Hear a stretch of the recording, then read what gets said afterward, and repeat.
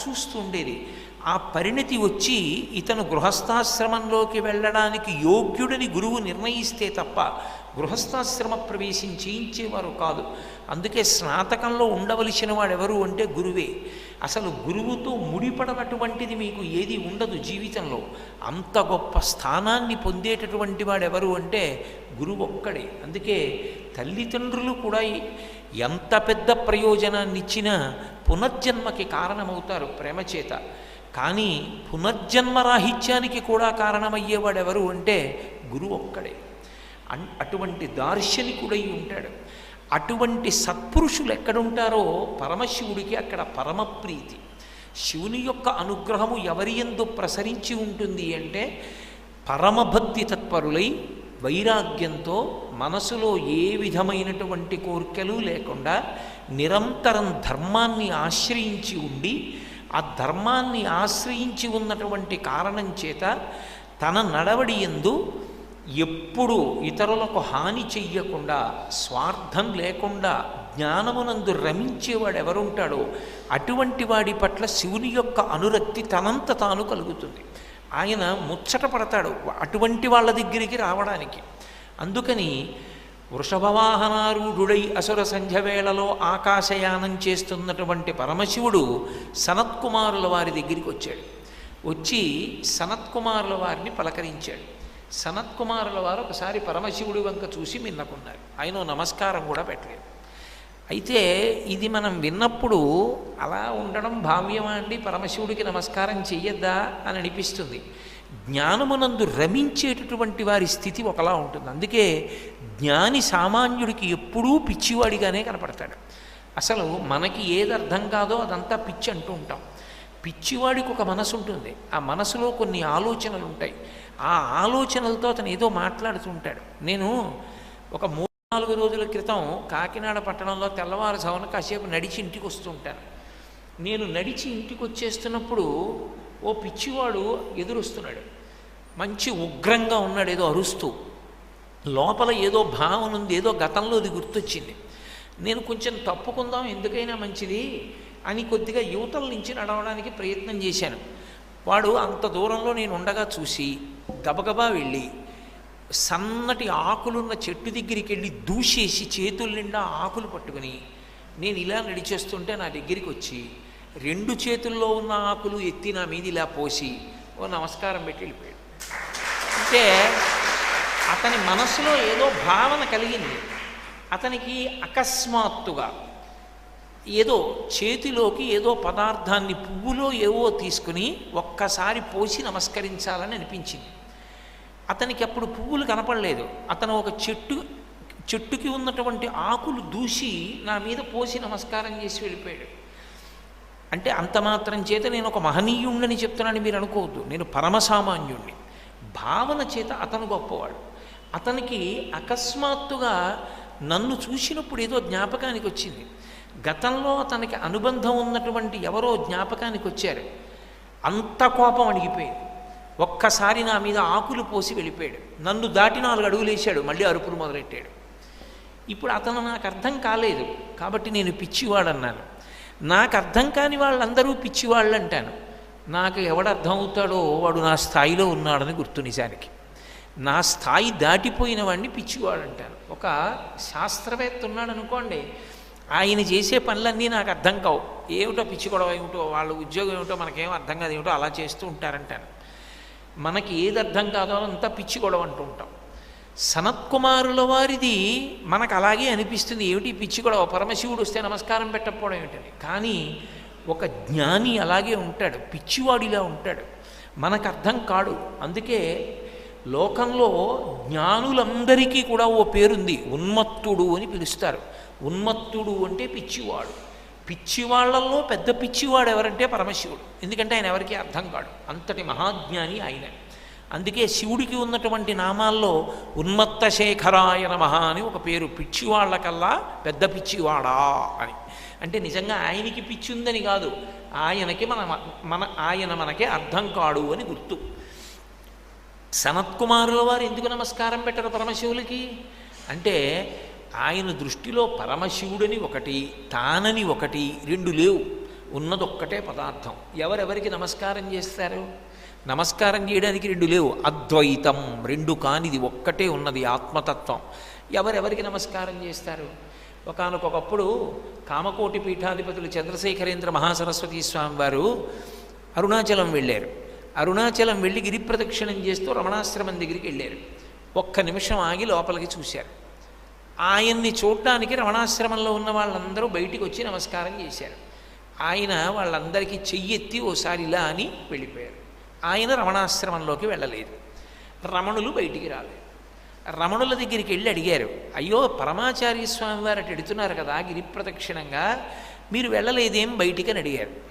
రమణులు అన్నారు, చంద్రశేఖరేంద్ర సరస్వతీ స్వామి వారిని ఒకరు, రమణులను ఒకరు, ఇద్దరున్నారా అని అడిగారు. వారి దృష్టిలో ఒక్కటే ఉంటుంది, ఎప్పుడూ ఆత్మ అంతే. ఆయనకి కుక్కలోనూ అదే కనపడుతుంది, పాములోనూ అదే కనపడుతుంది తప్ప ఆయనకి రెండు కనపడవు, ఉన్నదొక్కటేగా అన్నాడు. ఎప్పుడూ అదే మాట అనేవారు. మహాస్వామి విషయంలోనే కాదు, ఉన్నదొక్కటే అనేవారు. ఆయన ఒకటి ఎందు రమించేవారు. అది మనకు అర్థం కాలేదనుకోండి, ఏమిటో పిచ్చాయనండి అంటాం. కాబట్టి సనత్కుమారుల వారు పరమశివుడికి నమస్కారం పెట్టలేదు అంటే మనం దాన్ని అపార్థం చేసుకోకూడదు అని నా విజ్ఞాపన. దానికి ఎంతో సంతోషించాడు శివుడు. అంటే మనం నమస్కారం పెట్టకపోతే సంతోషించాడని మనం అనుకోకూడదు. మనం ఆ స్థాయిని పొందలేదు. పొందని దాన్ని అంటించుకుంటే ఊడిపోతుంది, ఉన్నది కూడా పోతుంది. ఆ స్థాయికి ఎదగడానికి మనం నమస్కారం చేయాలి. ఎరిగిపోయిన వాడికి ఆ అవసరం ఉండదు. అందుకే శంకరాచార్యులు వారు సౌందర్యలహరి చేస్తూ సకృన్నత్వా అంటారు సరస్వతీదేవి విషయంలో. ఎవడు నిర్మలమైన మనస్సున్నవాడో వాడు సరస్వతీదేవికి 1000 నమస్కారాలు పెట్టక్కర్లేదు. సకృన్నత్వా సకృత్ ఒక్కసారి నమస్కారం చేస్తే చాలు, వాడి నాలుక మీద గంగా ప్రవాహంలా వాడి నర్తన చేస్తుంది. ఎందుకు చేస్తుంది అంటే వాడి మనసు అటువంటిది. సరస్వతీ కటాక్షమనకు యోగ్యమైనటువంటి మనసు ఉన్నవాడు వాడు. వాడి నమస్కారం ఒక్కటి చాలు శారదానుగ్రహానికి. కాబట్టి సనత్కుమారులు నమస్కరించకపోతే శివుడు సంతోషించాడు. ఎంత గొప్పవాడరా, అసలు వీడి దృష్టిలో రెండన్నవి లేవు, ఒక్కటే వస్తువు అని అన్నారు. నేను పరమేశ్వరుణ్ణి, నేను వస్తే నువ్వు నమస్కారం చేయలేదు, నిన్ను నేను శపించద్దా అన్నారు. చూద్దాం, అసలు ఒక పరిశీలనం చేద్దాం, ఇటువంటి జ్ఞానితో మాట్లాడితే కదా సంతోషం అని. సనత్కుమారుల వారు ఇలా చూసి అన్నారు, శపిస్తావా? శపించు, ఏమవుతుంది శపిస్తే? ఇది కష్టపడుతుంది, ఇది నేను కాదుగా, నేను ఆత్మ. ఆత్మకి కష్టం లేదు, ఆత్మకి సుఖం లేదు. ఆత్మ అగ్ని చేత కాల్చపడదు, నీటి చేత తడపబడదు, ఖడ్గం చేత నరకపడదు. దానికి జననం లేదు, మరణం లేదు. ఆత్మను ఎవరేం చేస్తారు? కాబట్టి శపిస్తే శపించాను. పొంగిపోయాడు పరమేశ్వరుడు, ఏమి ఆత్మజ్ఞానిరా మహానుభావుడని. ఆయన వచ్చిన కారణం వేరే ఉంది. సనత్కుమారుల వారికి ఉండిపోయిన వాసనాబలాన్ని క్షయం చెయ్యాలి, అందుకొచ్చాడు ఆయన. ఇప్పుడు పరమేశ్వరుడు సంతోషించి అన్నాడు, పోన్లే వరమిస్తాను కోరుకో అన్నాడు. ఆయన అన్నాడు, వరమిస్తే సంతోషపడ్డానికి సుఖపడ్డానికి ఇది సంతోషపడాలి, మనసు సంతోషపడాలి.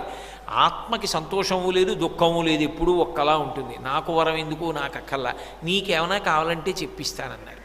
ఆ మాట అనిపించడానికే వచ్చాడు శివుడు. ఈ మాట అని అనగానే పరమశివుడు అన్నాడు, నువ్వు నా కడుపున కొడుగ్గా పుట్టన్నాడు. సనత్కుమారుల వారు ఇలా తలెత్తి చూసి అన్నారు, నీ కడుపునే పుడతాను అంటూ ఒక ధర్మసూక్ష్మం చెప్పాడు ఆయన. ధర్మశాస్త్రంలో ఒక మాట ఉంది, అడగని వాడికి ఇది ఇవ్వకూడదు అని. కాబట్టి అందుకే అందరూ ఆహ్వానితులే అంటుంటారు. అందరూ ఆహ్వానితులు కాదు. బయట వర్షం పడుతోందని ఆధ్యాత్మిక సభలోకి రాకూడదు. వర్షంలో తడిచైనా వినడానికి వచ్చిన వాళ్ళ కోసం సభ, కానీ అందరూ ఏ పని లేకపోయినా వచ్చి ఇక్కడ కూర్చోవచ్చని సభలు పెట్టరు. కాబట్టి ఆయన నీకు వరం ఇస్తాను అంటే నాకు కొడుకుగా పుట్టు అంటే సనత్కుమారుల వారు అన్నారు, ధర్మశాస్త్రం అని ఒకటి ఉంది, అది నీ చేతే చెప్పబడింది. ఎవరు అడిగారో వారికే ఇవ్వాలి. నువ్వు అడిగావు, నీకే కొడుకుగా పుడతానన్నాడు. అంటే పార్వతీదేవికి అర్థమైంది, అంటే నాకు కొడుకుగా రాడు, ఒక్క శంకరుడికే కొడుకుగా వస్తాడనమాట అని ఆవిడంది.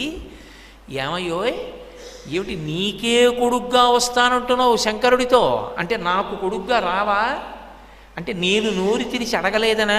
నేను చెప్తాను ధర్మశాస్త్రం, నాకు తెలియదు అనుకుంటున్నావా? నేను గురుమండల రూపిణిని, భార్యాభర్తల్లో ఇద్దరిలో ఎవరైనా ఒకరు అడిగితే రెండవ వారు అడిగినట్టే. ఇక ఇద్దరూ కలిసి అడగడం అన్న మాట ఉండదు. ఒక్క దంపతుల మధ్య మాత్రమే ఆ ధర్మం అన్వయం అవుతుంది. తండ్రి ఏదో పెద్ద వ్రతం చేసి లేకపోతే తీర్థయాత్ర చేసి నాకు మంచి కొడుకు పుట్టాలి అని కోరుకుంటే మీ ఆవిడ అడగలేదు నీకు ఇవ్వడం కుదరదని అండో పరమశివుడు. తండ్రి అడిగితే భార్య కూడా అడిగేసినట్టే. స్త్రీ అడిగితే పురుషుడు అడిగినట్టు, పురుషుడు అడిగితే స్త్రీ అడిగినట్టు. అందుకని మా ఆయన అడిగితే నేను అడగాలని లేదు, నువ్వు నాకు కొడుకువే అందావిడ. ఆయన అన్నాడు, అమ్మా నువ్వు చెప్పిన ధర్మము నిజమే. అసలు మీరు శాస్త్రంలో పెద్దలు మాట్లాడుకుంటున్న మాటల మర్మం చూడాలి. వాళ్ళు ఎప్పుడు మాట్లాడినా ధర్మ వివక్షే మాట్లాడతారు. నువ్వు చెప్పింది కూడా నిజమే. అడగకపోయినా భార్యాభర్తలలో ఏ ఒకరు అడిగినా రెండవ వారు కూడా అడిగినట్టే. కాబట్టి నీకు కొడుకుగా పుట్టాలి. కానీ అమ్మా ఎందుకన్నానో తెలుసా? ధర్మం తెలియక కాదు. మీరే కదూ నాకు బిరుదిచ్చి పిలిచారు జ్ఞానివి నువ్వని. నాకు గర్భవాసం చేయడం ఇష్టం లేదు. నువ్వు ఎంత అఖిలాండేశ్వరివైనా జగజ్జననివైనా నేను నీ కడుపులో తల అధోముఖంగా పెట్టి పడుకుని యోని సంభవుడు అన్న పేరుతో నీ కడుపులోంచి బయటికి రావడం నాకు ఇష్టం లేదు. అందుకనమ్మా ఒక్క శివుడికే పుడతాను అని ధర్మాన్ని తీసుకురావడానికి కారణం అది. నువ్వు తల్లివి, నేను బిడ్డణ్ణి, ఎప్పటికీ బిడ్డణ్ణి. నీ కడుపున పుడితేనే బిడ్డన్నా. అందుకనమ్మా నాకు ఒక వరమి, నీ శరీరంతో నాకు సంబంధం లేకుండా శివుడికి కొడుకుగా పుడతాను. కాబట్టి అలా వరమివి అమ్మా అన్నాడు. పార్వతీదేవి నొచ్చుకుంది. ఇంతటి మహానుభావుడు కొడుగ్గా వస్తున్నాడా? ఈయనకి వాసనాక్షయం చెయ్యాలని మా ఆయన నన్ను తీసుకొని వచ్చాడా? నేను మాత్రం పక్కన ఉండిపోయి శివుడికి కొడుగ్గా పుడతాడా? శివుడికి కొడుగ్గా పుట్టాలంటే ఏమవ్వాలి? శివవీర్యం స్ఖలనం అవ్వాలి. శివవీర్యం స్ఖలనం ఎవరి వల్ల అవుతుంది? ఒక్క ఆవిడ వల్లే అవుతుంది. అంటే నేను నిమిత్తం అవుతాను, కొడుకు శివుడికి అవుతాడు. అంటే నా శరీరం నుంచి బయటికి రాడు. ఇలా జరగడానికి వీల్లేదని ఆవిడ ఒక నియమం పెట్టింది. సరే ఒక పని చెయ్యి. ఒకానొకప్పుడు ఒక సంఘటన జరిగింది కైలాస పర్వతం మీద. భస్మాసురుడని ఒక రాక్షసుడు తపస్సు చేశాడు మా ఆయన కోసం. మా ఆయన ప్రత్యక్షమై ఏం కావాలని అడిగారు. నేను ఎవరి తల మీద చెయ్యి పెడితే వాడు భస్మం అవ్వాలని అడిగాడు. తథాస్తు అన్నాడు శంకరుడు. ఆయన తల మీదే చేయి పెట్టడానికి ప్రయత్నించాడు. ఏమీ తెలియని వాడిలా నటించాడు పరమశివుడు. ఆయన నిజంగా చేతకాని వాడై పరిగెత్తాడు. ఇలాంటి వాడికి వరాలు ఇవ్వకూడదని లోకానికి చెప్పడానికి అటువంటి పనులు చేస్తూ ఉంటాడు. అంతేకాని ఆయనకి తెలియకిచ్చేశాడు పరిగెత్తుకు పారిపోయాడు అనుకోకూడదు. లోపల సూక్ష్మాన్ని విచారణ చెయ్యాలి. ఆవిడ ఆదిశక్తి, సమస్త శక్తులకు ఆవిడే కారణం. భస్మాసురుడు పరిగెత్తడానికి కూడా ఆవిడే. ఆ శక్తి ఆవిడ ఉపసంహారం చేసిందనుకోండి వాడి కాళ్ళు చచ్చుబడి కింద పడిపోతాడు. కానీ భర్త గౌరవాన్ని నిలబెట్టాలి. అలాగని తాను పరిగెడితే అర్థం ఉండదు. భర్త పరిగెడుతుంటే తాను నిలబడితే అర్థం ఉండదు. అందుకే భర్త గౌరవాన్ని నిలబెట్టడానికి మహాపతివ్రతగా ఆవిడ ఉత్తరక్షణం ఒక పని చేసింది. తన శరీరాన్ని నీటి సరోవరంగా మార్చింది కైలాస పర్వతం మీద. దానికి శరవణ తటాకమని పేరు. పార్వతీదేవి యొక్క శరీరమే నీటి మడుగుగా ఏర్పడింది శివుడు తిరిగి వచ్చే వరకు. ఎందుచేత అంటే భవ అని సంస్కృతంలో ఒక మాట. భవ అంటే పుట్టుకకు కారణమైనది అని. భవ ఈ శరీరాలన్నీ పుట్టడానికి కారణమైనవి ఏవి అంటే తల్లిదండ్రుల యొక్క శరీరాలు. నా శరీరం ఒకప్పుడు శరవణ తటాకంగా ఏర్పడింది కైలాస పర్వతం మీద. నువ్వు నా శరీరంలోకి ప్రవేశించి నా కడుపులోంచి కొడుకుగా పైకి రానంటున్నావు. పోన్లే ఒక పని చెయ్యి, నా శరీరంలోంచి నువ్వు రాకపోయినా నా శరీరం శరవణ తటాకంగా కైలాస పర్వతం మీద ఉంది కనుక శరవణ తటాకంలోంచి బయటికి రా. నీ మంత్రం కూడా అదే అవుతుంది, శరవణ భవ అని షడక్షరి. ఆ తటాకంలోంచి బయటికి వచ్చి నా స్పర్శ నీ జన్మలో ఉందన్న తృప్తిని నాకు ఇయ్యి. అప్పుడు నాకు కూడా నీ జన్మలో భాగమున్నదని, నువ్వు నాకు కొడుకువని నేను ఆనందం అనుభవిస్తానంది. అమ్మ మన ఇద్దరి మధ్య ఈ ఒడంబడిక ఏదో బాగుంది. నేను నీ గర్భవాసం చెయ్యక్కర్లేదు. నేను శరవణ తటాకంలోంచి బయటికి రావడానికి అనుగ్రహించావు. నీకు 10,000 నమస్కారాలు. అలాగే వస్తానమ్మా అన్నాడు. కాబట్టి ఇప్పుడు సనత్కుమారుల వారికి ఇచ్చినటువంటి వరం నిజమవ్వాలి. ఒక బ్రహ్మజ్ఞాని కోరుకున్నటువంటి వరం ఉత్తినే పోవడానికి వీల్లేదు. అది సృష్టిలోనే విచిత్రం. లోకంలో మీరు ఎప్పుడైనా ఎక్కడైనా ఎవరైనా కారణజన్ములు పుడితే అది భగవంతుడిచ్చిన వరం కారణం. సుబ్రహ్మణ్యేశ్వర స్వామి వారి అవతార విశేషంలో భగవంతుడు భక్తుడికిచ్చిన వరం కారణం కాదు, ఒక బ్రహ్మజ్ఞాని భగవంతుడికిచ్చిన వరం కారణం. సనత్కుమారుల వారు పరమశివుడికి వరం ఇచ్చారు నీకు కొడుకుగా వస్తానని. అది పార్వతీదేవి యొక్క శరీర స్పర్శ సంబంధం లేకుండా వస్తానని వరం ఇచ్చారు. కాబట్టి ఇప్పుడు సనత్కుమారుల వారు ఇచ్చినటువంటి మాట నిజం కావాలి.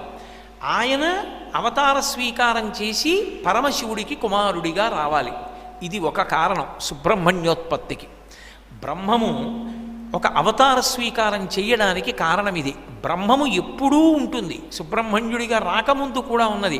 ఎలా ఉన్నది అన్న మాటని నేను రేపటి రోజున సుబ్రహ్మణ్య తత్వాన్ని ఆరాధనా విధానంలోకి ఆగమాలు ఎలా తీసుకొస్తాయన్న దాని మీద మాట్లాడినప్పుడు దాన్ని స్పృశించే ప్రయత్నం చేస్తాను. ఇది ఒక కారణమైతే రెండవ పార్శ్వం ఇంకొకటి బయలుదేరింది. పితృదేవతలు అని ఉంటారు. ఆ పితృదేవతలకి దక్ష ప్రజాపతి యొక్క కుమార్తెలలో ఒకతే స్వధాదేవి. ఆ స్వధాదేవినిచ్చి వివాహం చేశారు. పితృదేవతలకి స్వధాదేవి యందు 3 కుమార్తెలు జన్మించారు. అందులో పెద్ద కుమార్తె పేరు మేనకాదేవి, రెండవ కుమార్తె పేరు ధన్యాదేవి, మూడవ కుమార్తె పేరు కళావతి. ఈ 3 స్వధాదేవి యొక్క కుమార్తెలు అని సంప్రదాయంలో చెప్పినప్పటికీ వాళ్ళ 3 అయోనిజలని పిలుస్తారు. ఇప్పటికీ సంప్రదాయ నిష్టలో ఏం చెప్తారంటే అకస్మాత్తుగా ఏదైనా ప్రమాదం వస్తే గణపతి మీద శ్లోకం కూడా జ్ఞాపకం రాకపోతే ఈ 3 పేర్లు చెప్పి ఓ నమస్కారం పెట్టమంటారు. మీరు ఎక్కడున్నారన్న దానితో కూడా సంబంధం ఉండదు. మీరు ఆఖరికి ఏదో ఆదిత్య హృదయంలో చెప్పినట్టు కాంతారేషు భయేషు చ, మీరు అరణ్యంలో ఉండండి, అశౌచంతో ఉండండి, స్నానం చేయకుండా ఉండండి, చెప్పులు వేసుకుని ఉండండి, ఈ 3 పేర్లు తలుచుకుని నమస్కారం చేస్తే చాలు, విఘ్నం తొలగిపోతుంది అని. అంత శక్తివంతమైనటువంటి రూపాలు ఆ 3. వాళ్ళు మేనకాదేవి, ధన్యాదేవి, కళావతి. ఈ 3 ఒకసారి విష్ణు సభకి వెళ్ళారు. పరమశివుడు సనత్కుమారుల వారికి ఇచ్చినటువంటి వరం ఉంది. ఆ వరం నిజం అవ్వాలి. ఇప్పుడు ఆ నిజం అవ్వడానికి కావలసినటువంటి నేపథ్యం ఒకటి తయారవ్వాలి. వీళ్ళు 3 విష్ణు సభకి వెళ్ళి, మీరు ఒక విషయాన్ని జాగ్రత్తగా జ్ఞాపకం పెట్టుకోవాలి. బ్రహ్మసభా ప్రవేశం కొంతవరకు తేలిక. అపత్యం బడ్గా అని సంతానం లేని వాళ్ళైతే బ్రహ్మసభలోకి పంపించారు తప్ప, పుణ్యాత్ములైన వాళ్ళు బ్రహ్మసభా ప్రవేశం చేస్తూ ఉంటారు. సన్యాసాశ్రమ స్వీకారం చేసి సన్యాసాశ్రమాన్ని పరమధన్యంగా గడిపినటువంటి మహనీయులు కూడా యుగాంతం వరకు బ్రహ్మసభలో వేదం వింటూ కూర్చుంటారు అని శాస్త్ర ప్రమాణం. కాబట్టి బ్రహ్మసభా ప్రవేశం కొంతవరకు ఉంటుంది. అసలు విష్ణు సభా ప్రవేశం చేశారన్నమాట మీకు ఎప్పుడు కనపడదు, చాలా కష్టం. ఎందుచేత అంటే విష్ణు సభా ప్రవేశం చెయ్యడం భూదేవికి కూడా సాధ్యం కాదు. భూదేవి కూడా చెయ్యదు విష్ణు సభా ప్రవేశం. అపారమైన ఆర్తి కలిగి ఉత్తర క్షణంలో విష్ణువు తన వంక చూసి మాట్లాడాలి అనుకుంటే భూమిగా మాట్లాడితే ఆయన పలకడం, వింటాను తర్వాత అంటాడు. భూమితో వెంటనే మాట్లాడాలి అంటే ఒక్క కారణానికే వింటాడు, గోరూపాన్ని ధరిస్తే వింటాడు. మనం పురాణం చదివేటప్పుడు చాలా తేలిగ్గా చదువుతాం, తేలిగ్గా చదవకూడదు. పురాణంలో అనేక రహస్యములు ఉంటాయి. భూమి గోరూపమును ధరించి విష్ణువును ప్రార్థించను అని ఉంటుంది. అలా ఎప్పుడైనా ఉంది అంటే గుర్తు ఏమిటంటే, మీరు 3 కాలముల యందు స్మరించవలసినటువంటి మహోత్కృష్టమైనటువంటి ఒక అవతారం వస్తోందని గుర్తు. విష్ణువు వెంటనే మాట్లాడతారు. విష్ణువు మాట్లాడినప్పుడు సాధారణంగా అశరీరవాణి, ఆయన శరీరంతో కనపడి మాట్లాడేప్పుడు మీరు ఏ పురాణం చూడండి అశరీరవాణిగా వినపడుతుంది. బ్రహ్మాదులు నిలబడి ప్రార్థన చేస్తారంతే, అశరీరవాణిగా పలుకుతాడు ఆయన. అందుకే విష్ణు సభా ప్రవేశం చేసి ప్రార్థన చేశారన్న మాట చాలా తక్కువగా కనపడుతుంది. వ్యాసాది మహర్షుల యొక్క వాంగ్మయం మీరు చూస్తే అంత తేలికగా అస్తమానం విష్ణు సభకి వెళ్ళారని ఉండదు. వీళ్ళు 3 ధన్యాదేవి, మేనకాదేవి, తర్వాత కళావతి 3 విష్ణు సభా ప్రవేశం చేశారు. చేసి కూర్చుని ఉన్నారు విష్ణు సభలో. మళ్ళీ అందులో కూడా కూర్చోవడం అందరికీ సాధ్యం కాదు, పార్షదులందరూ నిలబడే ఉండాలి. అక్కడ కూర్చోవడం అంటే ఎంతో గొప్ప స్థితిని పొందిన వారు తప్ప కూర్చోరు. కూర్చుని ఉన్నారు, విష్ణు సభ నడుస్తోంది. ఈ సనకసనందనాదులు 4 బ్రహ్మజ్ఞానులు సభలోకి వచ్చారు. అందరికన్నా వయసులో చిన్నవాడైనా సభలోకి ఎవరు వచ్చినప్పుడు సభలో అందరూ లేచి నిలబడాలి అన్నదాన్ని ధర్మశాస్త్రం నిర్ణయం చేసింది. సభాభ్య సభాపతిభ్యశ్చ వో నమో నమో అని ఎవడు బ్రహ్మజ్ఞానియో వాడి వయసుతో సంబంధం ఉండదు, వాడికి మిగిలిన వాళ్ళు నమస్కారం చేయవలసింది. మీకన్నా మేము పెద్దవాళ్ళమండి అని అనకూడదు. బ్రహ్మజ్ఞాని అయితే ఆయనకు అందరూ నమస్కారం చేయవలసింది. వాళ్ళు వయసులో చిన్నవాళ్ళులా కనపడినా వాళ్ళు బ్రహ్మజ్ఞానులు. అందుకే వాళ్ళు సభాప్రవేశం చేస్తే అందరూ లేచి నిలబడ్డారు. ఈ ముగ్గురు పిల్లలు మాత్రం శివమాయామోహితులయ్యారు. ఎందుకు శివమాయ అంత బలవత్తరం? మీరు ఈ రెండు మాటలకి ఉండేటటువంటి వ్యత్యాసం గమనిస్తూ ఉండాలి. విష్ణు మాయ సాధన చేత పోగొట్టుకోబడుతుంది, పోగొట్టుకోబడి జ్ఞానమును పొందుతాడు. అందుకే గీతలో కూడా మమ మాయా దురత్యయ అంటాడు, నా మాయ అతిక్రమించడానికి వీలు లేనిది అంటాడు. విష్ణుమాయ తొలగాలి అంటే విష్ణువే కారణమై ఉంటాడు. అందుకే మీరు కొంచెం ఉపాసనా రహస్యాన్ని గమనిస్తే ఇంద్రియములు తెలివితో ఉన్న కాలంలో ఆరాధనీయుడెవరు అంటే విష్ణువు ప్రధానుడై ఉంటాడు. అందుకే నిద్ర లేవగానే ముందు ఎవరి పేరు పలుకుతామంటే శ్రీహరి శ్రీహరి శ్రీహరి అంటూ నిద్ర లేస్తారు. నేను ఎంత శివభక్తుడినైనా కావచ్చు, అర్థం లేని అంధత్వంతో కూడుకున్న భక్తి గురించి నేను మాట్లాడటలేదు. అసలు నిజమైనటువంటి సంప్రదాయం, నిజమైన వైదికమైన విషయం తెలుసుకుందామన్న జిజ్ఞాసువుల గురించి నేను మాట్లాడుతున్నాను. ఇంద్రియములకు అధిపతి ఎవరు అంటే విష్ణువు. అందుకే అధోక్షజుడు అని పేరు ఆయనకి. ఇంద్రియముల యొక్క శక్తి ప్రసారం అంతా ఆయన అనుగ్రహం. అందుకే ఇంద్రియములు బయటికి రాగానే, కన్ను తెరిచే ముందు, నిద్ర మేల్కొనగానే మొదటి మాట నోటి వెంట శ్రీహరి శ్రీహరి శ్రీహరి అనాలి. ఆచమనంలో కూడా విష్ణునామాలే చెప్పడానికి కారణం అది. ఆ నామాలు చెప్పి శ్రీహరి అన్న నామం చెప్పి నిద్ర మేల్కొంటారు. ఆయన ఇంద్రియములకు అధిపతి అయి ఉంటాడు. ఆయనని ఉపాసన చేస్తే ఆయన ఇచ్చే అనుగ్రహం ఏమిటి అంటే విష్ణుమాయని తొలగిస్తాడు. మాయ తొలగిపోతే ఎవరు కనపడతారు అంటే పరమశివుడి యొక్క అనుగ్రహం కలుగుతుంది. శివానుగ్రహం కలిగితే శివుని యందు ఐక్యమవుతాడు, శివుడైపోతాడు. లోకంలో చిట్ట చివరి స్థితి ఏది అంటే శివుడైపోవడమే. కానీ శివమాయ అన్నమాట, విష్ణుమాయ అన్నమాట మీకు కనపడినట్టుగా శివమాయ అన్నమాట మీకు కనపడదు. శివమాయ అన్నమాట మీకు ఎక్కడన్నా కనపడింది అనుకోండి, మీరు పరాకుగా వెనక్కి వచ్చి మళ్ళీ చదవమని గుర్తు పురాణంలో. శివమాయ సాధారణంగా ఎప్పుడు విడిచిపెడతాడంటే పరమశివుడు మహాజ్ఞానులను మోహింపచేస్తాడు. మహాజ్ఞానులైనటువంటి వారు మోహానికి వశులవుతారు.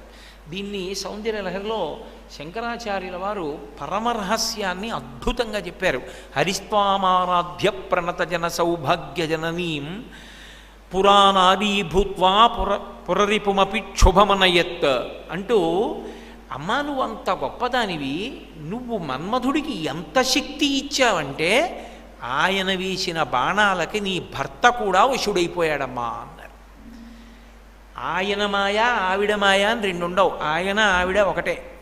శివ శివా, ఆవిడ మాయ ప్రసరించి శివుడినే పరిగెత్తేట్టు చేస్తే విష్ణువు వెనకాల విష్ణువు మోహినిగా వస్తే ఆయనే పరిగెడితే, ఆవిడ శక్తితో భర్తని బజార్న పారేస్తే ఆవిడేం పతివ్రత, ఇంకా ఆవిడ గురించి చెప్పుకోవడం ఎందుకు? అది కాదు దాని రహస్యం. శివమాయా ప్రయోగం ఎందుకు చేస్తారంటే శివమాయా ప్రయోగం శివామాయా ప్రయోగంగా శివుడి మీదే చేసింది ఆవిడ ఒకసారి.